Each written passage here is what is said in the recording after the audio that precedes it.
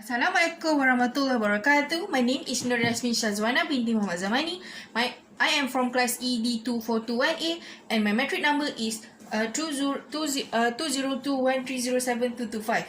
As we all know, there are more tigers that live in cage or kept in captivity than tigers in the wild, which is their natural habitat. It is a well-known fact that about 100,000 animals kept in captivity than in wild, which is 5,000, where about half the amount from the animal kept in captivity. These are just some of the millions of wild animals living in captivity across the United States. Some of them are in the aquarium, circus, theme parks and zoos, roadside zoos, and the worst of all is in the cages at private home. But few federal laws protect these animals, but who may be forced to perform or keep confined in small cages with little to keep their mind occupied and bodies, well, which is the most upsetting fact.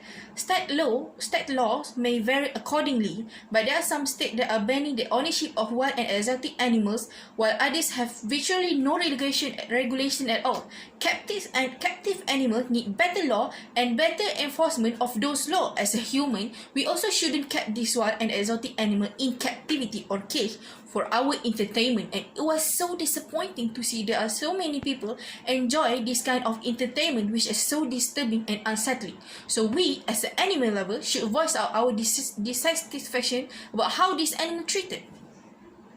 Many wild animals may be kept captive in private home as pets, and according to the graph, it is shown that Texas is the world's second largest tiger population due to private citizen propensity for keeping this big cat as pets. But we do know that common animals that kept as pets is lion, tigers, cougars, ocelot, servals, wolf, bear, alligator, snakes, and even non-human primates like chimpanzees. These are wild animals who are dangerous by nature and cannot be domesticated at all. It is expensive and difficult to keep wild animals in captivity. Those animals oftentimes live in inhuman conditions and pose a serious threat to public safety. Furthermore, every year in trading among wild animals, there are 1,000 animals enter the captive wild animal trade, and some of these animals are surplus from the roadside zoos. Meanwhile, others are captured from their native habitat or come from the backyard breeders or the black market. These wild animals are sold at auctions, pet stores, or over the internet. The trade in wild animals involves tremendous suffering at every stage of the process. It is depressing seeing these people are willing to pay any price to trade in the innocent wild animals that are supposedly living free in the wild. So what we can do on preventing that wild animal from being kept in captivity or cage? Animal cruelty is real and pervasive. Ultimately, the cause of this kind of abuse is speciesism. Because people see animals as less valuable than humans, this atrocity continues to happen over and over again. It happens to many types of animals in every corner of the world. It also preventable and unnecessary. Animals are sentient creatures who deserve our respect and protection. They are aggressive toward human beings unless they are threatened, and we have already stolen much of the habitat for our own needs. The last thing we need to do is to add to their suffering. There is no reason to buy animal products at the store or to participate in activities that increase animal cruelty. You have the power to vote for your elected official, and you also have the power to vote for animals in your dollar. As more people become aware of the animal cruelty, we have more power to stop it. Don't just hear my speech, but take some action by sharing our voice about how serious is this problem. Contribute your own voice to the cause. Next, the least thing that we can do is visit animal sanctuaries and not the roadside zoos. As we can see, yes, some of the cub petting scenes shot at the pictures that we see online look so adorable.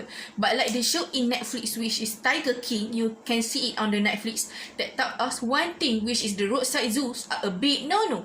Zoo owner bred their captive exotic animals, so there are always new cubs for visitors to play with. But here's the tricky part. When this cub grow too old to cuddle, they become basically useless to the profit-focused owner. If you really want to see the beauty of wild animals in real life, please reconsider checking out your local animal sanctuary instead. As example, the local sanctuary is more beneficial place where we can see the wild animal right in front of our eyes. In this sanctuary, you can see that the animal is more thriving than be touched or petted by by our hands or by human. I know it is hard to resist to touch that soft and fluffy fur, but please, by doing this, we can ensure that the animal will stay wild and not getting used to human touch. Although there are many disadvantages that we can take from keeping animals in captivity, there are also advantages that can be taken into account. Firstly, the advantage that we can get is by keeping animals in captivity can prevent their extinction. Zoos, aquariums, water parks, and other facility can help to maintain the viability of endangered species when humanity does not do a good enough job of protecting the animals in the wild. One of the best example that we can take of the advantage is the Brazilian horse, hunted to extinction in the wild. There are about a dozen left in captivity at a single zoo in Europe. Working with scientists and conservationists, a breeding program began to create new herds that were eventually released into protected areas. One of the region is the Chernobyl exclusion zone. The herds are doing so well today that the horses are now going back to Mongolia to live in their native environment. If we have not kept some of them in the captivity,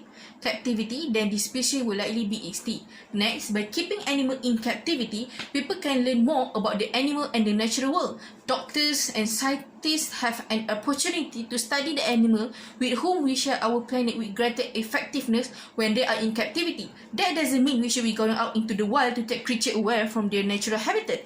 When they are orphaned, abandoned, or injured animal who require an intervention to live, then we can step in to save their life with this practice. As an example, when we visit a zoo or another facility that had to care for the animals, then our monetary contribution help to fund the research that is necessary to improve the quality of life for each species. Without this information, there is the possibility that even more species will be extinct than there are today.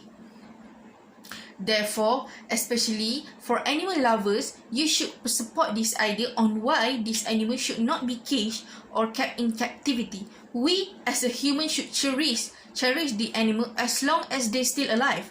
We as a human should have some sense of common sense that this animal doesn't live on for so long, so we need to enjoy it by giving them living their life to the fullest by watching them from far. Is it enough by doing that? According to what I have described, you can judge for yourself at once to take a specific action on why wild animals should not be kept in captivity.